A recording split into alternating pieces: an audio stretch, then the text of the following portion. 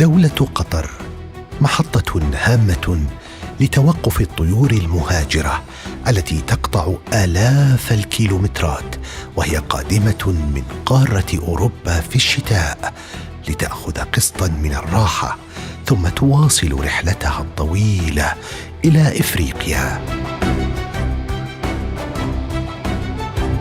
بالإضافة إلى أكثر من 300 نوع من الطيور البرية والتي تعيش في البيئة القطرية بشكل دائم. سيأخذنا المصور محمد الباكر في رحلات شيقة واكتشافات ممتعة لإظهار الجانب الجميل والخفي من الحياة البرية ولتوثيق أرشيف مفصل عن طيور البيئة القطرية.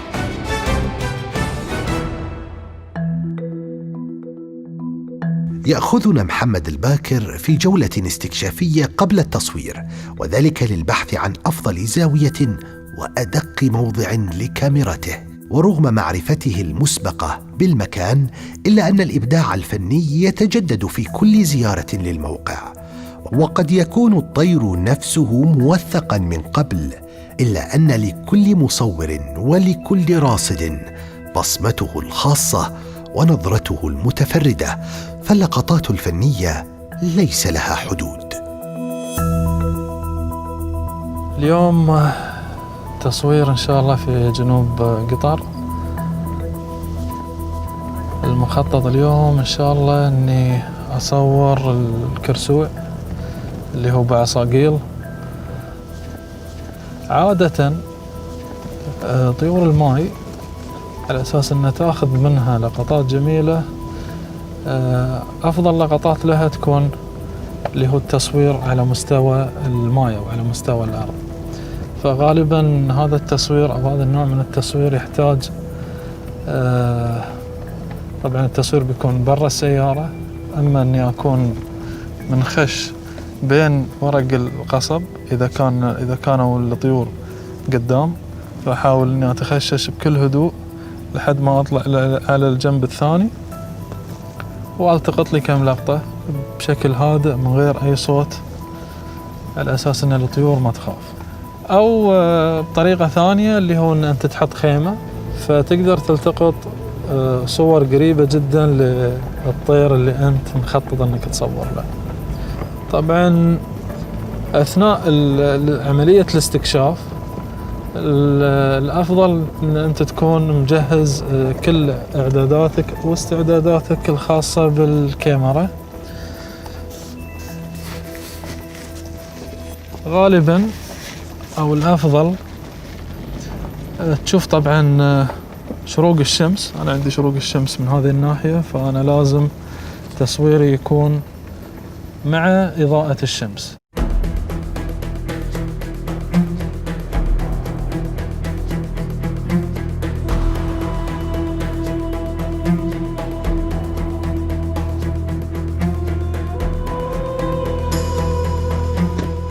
اليوم إن شاء الله بعد عملية البحث شفت أن أفضل مكان هذه المنطقة، بحيث أن تتجمع فيها طيور بعصاقيل. طبعا بشكل سريع طير بعصاقيل يعتبر من الطيور المقيمة، يفرخ في قطر تفريخة ما بين من 4 إلى 5 بيضات. يتجمع في منطقة الماء عند البحيرات المياه العذبة، وغالبا عند المناطق اللي فيها ورق القصب مثل ما انتم شايفين هنا. تجمعاتهم تكون من 3 إلى 5 أو حتى 10 طيور، ممكن طير واحد.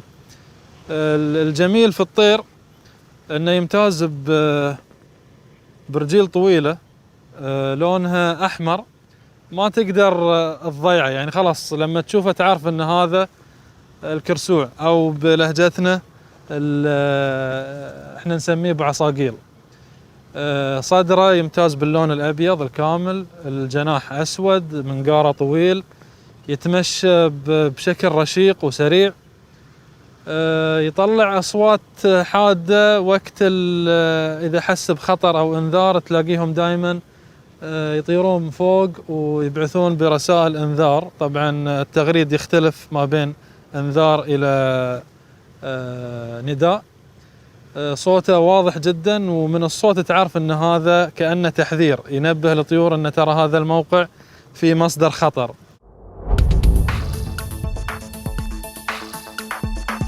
ويبدأ الباكر في تجهيز خيمته وكاميرته والمعدات المطلوبة للتصوير قرب الماء، على أمل التقاط صورة جميلة لطير بوعصاقيل أو الكرسوع. الحين بدخل داخل الخيمة ساعة، ساعتين، 4 ساعات، الله يوفق لين ما نحصل الطير إن شاء الله. وممكن أقعد 3-4 ساعات وما أحصل الطير، لكن إحنا نقول إن شاء الله بالاستعدادات هذه نحصل الطير بالمنطقة اللي إحنا مخططين لها.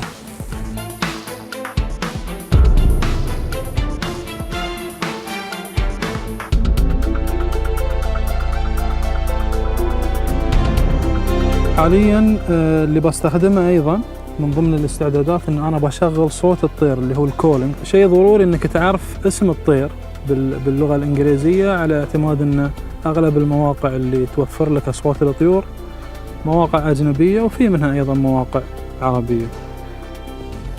احاول ان الصوت يكون قريب نوعا ما، كذي انا اكون كملت استعداداتي والله يوفق ان شاء الله.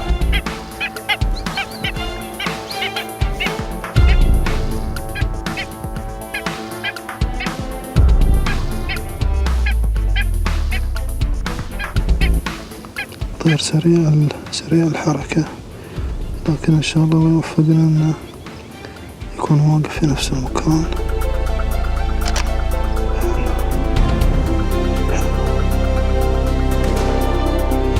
الجميل في الطير إنه ممكن تلتقط له صور، تسوي حركات بعصاقيله، يعني ريلة تكون شوي من ثانية.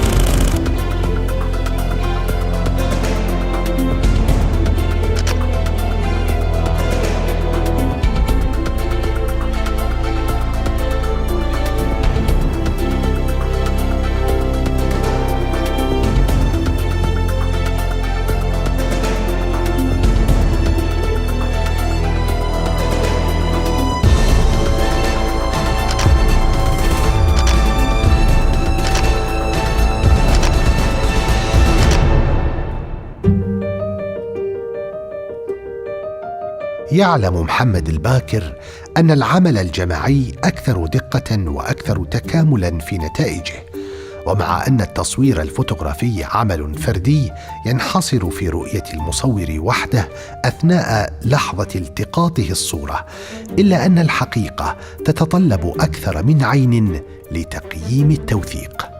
وهو اليوم في نقاش مع زميله مصور الحياة البرية محسن جعفر.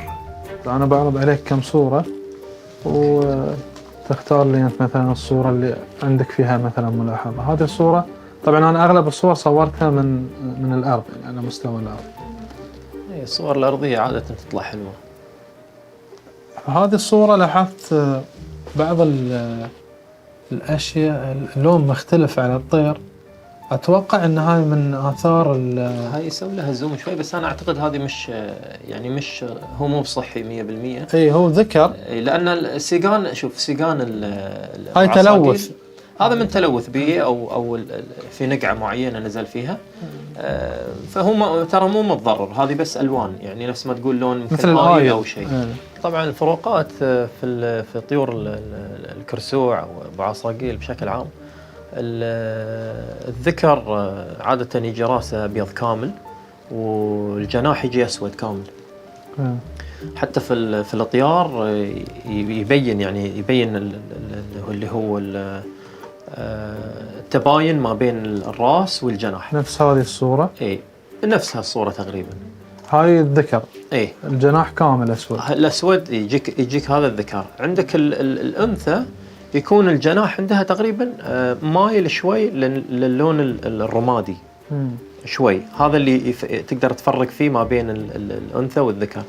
اليافع الغير البالغ يجي راسه فيه نفس نقوش شوي، ما يكون الابيض خالص.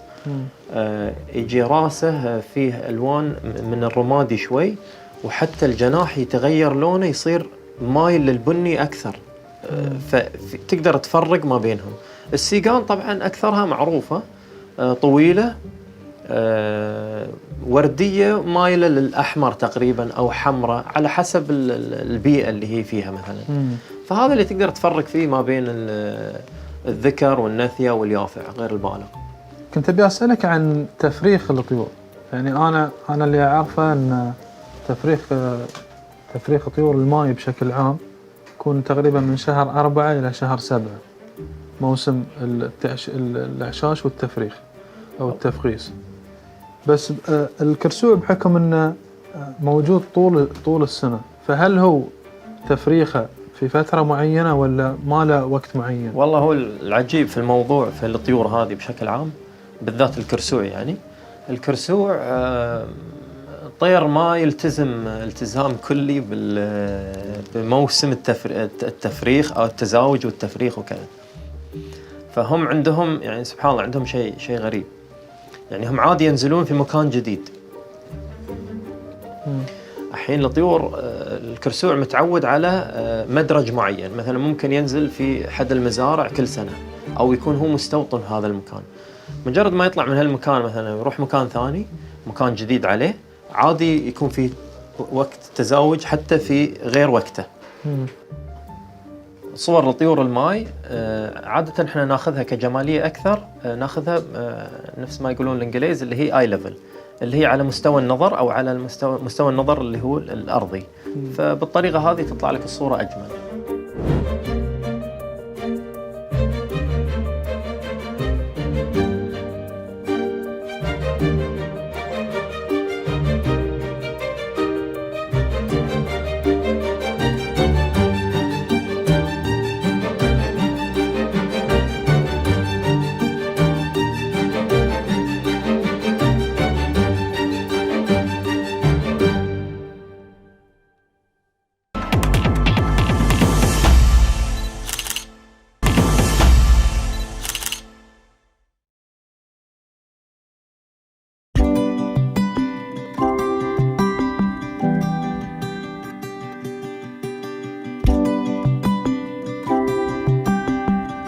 يصل محمد الباكر في ساعات الصباح الأولى ويستقر في منطقة السيلية لتصوير طائر دخلة القصب، ويبدأ في تحضير المعدات اللازمة والتجهيز للتصوير.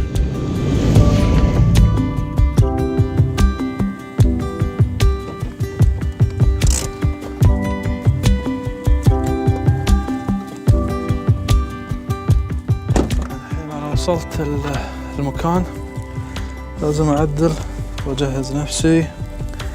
أهم شيء تغطي الخشم والحلز، لأنه ممكن يسبب لك الورق، أو لما تدخل داخل بين الورق ممكن تسبب لك حساسية. اللي يعانون من الحساسية راح ألبس تمويه نوعا ما بس للحماية من أي شيء ممكن يصادفني. رغم تطور تكنولوجيا أحجام الكاميرات الحديثة وحساسيتها للضوء واللون، إلا أن بعض الأماكن تبقى نادرة التصوير والوصول إليها صعب جدا. التوثيق لازم يكون عن طريق كاميرا صغيرة، غالبا كاميرا الجو برو. راح يعلقها فوق العش. طبعا العش ياخذ على شكل السلة، يكون مربط بشكل متقن ما بين أوراق القصب. إن شاء الله إذا الله وفقنا تشوفون شلون طريقة العش نفسه ما بين الورق. طبعا أكثر من ورقة على أساس أن وقت الرياح العش ما يطيح أو البيض يتناثر من على العش، فلازم ندخل شوي داخل. طبعا هذه من أصعب اللحظات اللي ممكن إن المصور يعيشها، إن أنت تدخل داخل ورق القصب. طبعا شيء صعب مو بسيط، على بال ما تبحث وتدور، فالله يوفقنا إن شاء الله. نحاول إنه نوثق دخلة القصب. بعدين طبعا العش اللي لقى العش الشيخ محمد بن أحمد، مشكورا على تعبه. وأنا جاي اليوم على أساس أحاول إني أصور العش من يعني من جهة ثانية أو لقطة ثانية، إن شاء الله الله يوفق، بحيث إنه إذا جاء الطير ممكن يكون واضح ونعرف الطير هذا هل هو دخلة القصب الكبيرة أو أي نوع ثاني.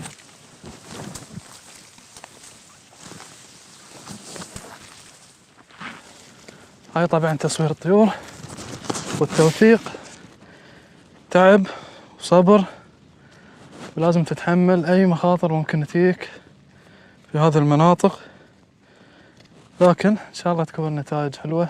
الحمد لله حصلنا العش ووثقناه، الله يوفق.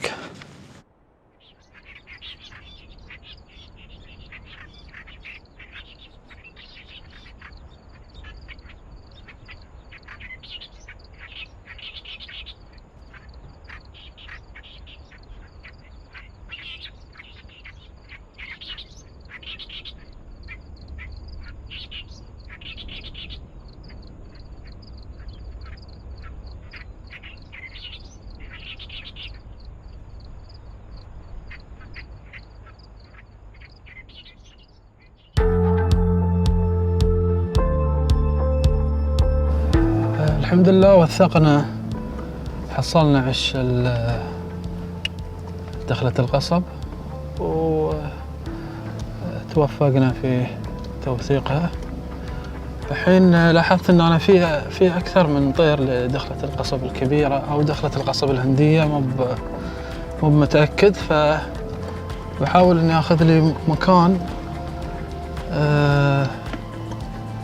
قريب منهم، يعني أنا عرفت المكان هم في وين أصلا متجمعين، ونقدر نقول هو توفيق من رب العالمين.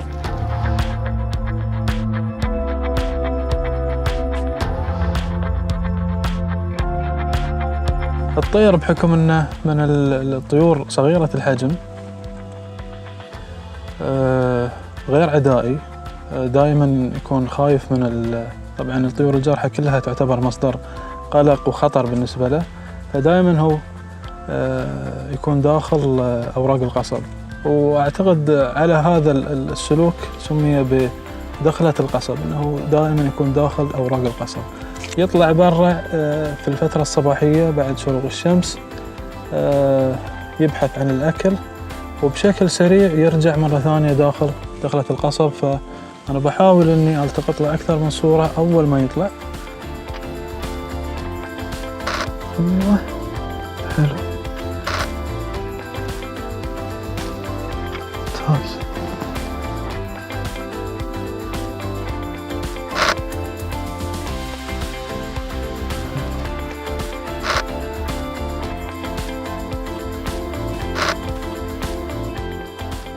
يتغذى طائر دخلة القصب بشكل أساسي على الحشرات، ويوجد منه أنواع عديدة في قطر، منها دخلة القصب الكبيرة ودخلة القصب الهندية، والتي تقوم بالتفريخ ابتداء من شهر مايو وحتى آخر شهر يوليو. طبعا طائر دخلة القصب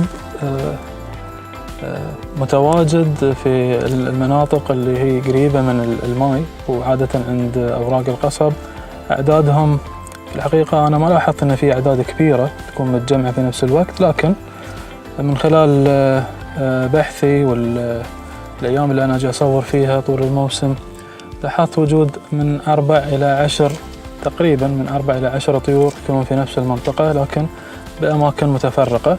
يكونون دائما قراب من بعض ولكن ما يتجمعون في نفس المكان. طبعا في قطر ممكن نشوفهم في أكثر من مكان.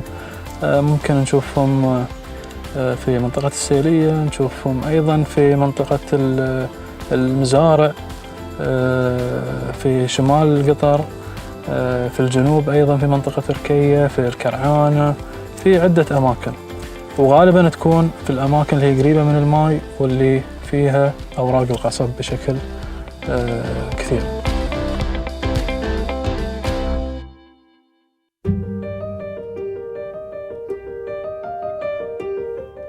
يستفسر محمد الباكر في الاستوديو عن أنواع طائر دخلة القصب من الراصد البيئي ومصور الحياة البرية الأستاذ سامح عودة.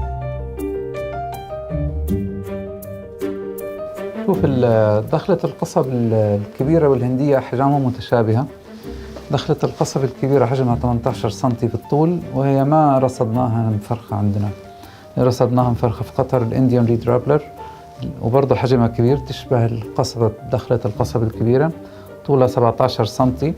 فأنت إذا أنت مصور تفريخ لوحدة من الأحجام الكبيرة فهذه هي الإنديان ريد رابلر. أما جريت ريد رابلر ما في عندنا أي توثيق إنها فرخت في قطر، بالرغم إنه الثنتين حجمهم كبير، لكن بيحصل أكثر من موقف يجتمعوا الاثنين مع بعض، ورح تشوف واحدة أكبر من الثانية بفرق تقريبا سنتي. رح تقدر تلحظ هذا الشيء، رح يكون مبين معك. تركي احنا من سنة 2003 واحنا نصور طيور، وهذا الطير تعبنا، يعني عجزنا معه، لكن الحمد لله يعني الآن سرني هذا الفيديو اني قدرت في الآخر اشوف تفريخ هذا الطير.